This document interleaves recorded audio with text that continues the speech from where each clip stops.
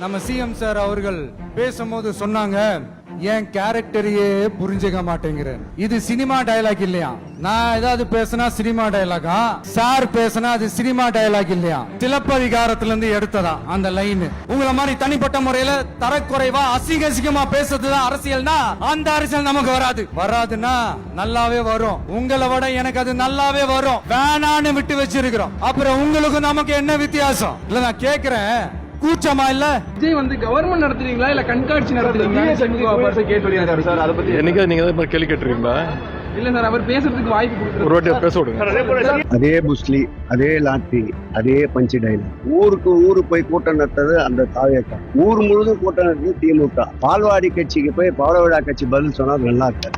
அதாவது எந்த அரசியல் கட்சி புதுசா ஆரம்பிச்சாலும் சரி, பழசா இருந்தாலும் சரி, எல்லாரும் எங்களுக்கு போட்டின்னு சொல்றது திமுக தான். வேற யாரும் யாருக்கு போட்டின்னு சொல்றதே இல்ல. காரணம், அந்த அளவுக்கு மக்கள் மனதில் நிலைத்து இருக்கக்கூடிய இயக்கம் திராவிட முன்னேற்ற கழகம். ஒரு நேர்மையான ஆட்சி, மக்களுக்கான ஆட்சியை முதலமைச்சர்கள் வழிநடத்தி கொண்டிருக்கிறார்கள். அந்த வகையில் அவங்க திமுகவோட போட்டின்னு சொன்னாதான் தன்னுடைய இருப்பையும் தாங்கள் இருப்பதை மக்களிடத்தில் காட்டிக் கொள்வதையும் அவர்களால் முடியும் என்பதை உணர்ந்து அது போன்ற கருத்துக்களை முன்வைக்கிறார்கள். அவருடைய ஒவ்வொரு நிகழ்வும் ஒவ்வொரு பேச்சும் திமுக வெறுப்பை மட்டுமே மையமாக கொண்டிருக்கிறது. அவருக்கு நாட்டை பற்றியோ மக்களை பற்றியோ மக்கள் நலன்களை பற்றியோ எந்த பார்வையும் இருப்பதாக தெரியவில்லை. அவர் திமுக வெறுப்பை மட்டுமே பரப்புவதை தன்னுடைய கடமையாக கொண்டு செயல்பட்டு வருகிறார். மக்கள் இதை கவனித்துக் கொண்டிருக்கிறார்கள். அவருக்கு என்ன விஷன், அவருடைய பார்வை என்ன, அவருடைய திட்டம் என்ன, அவருடைய நோக்கம் என்ன என்பதை மக்கள் பார்த்துக் கொண்டிருக்கிறார்கள். தேர்தலில் அது வெளிப்படும்.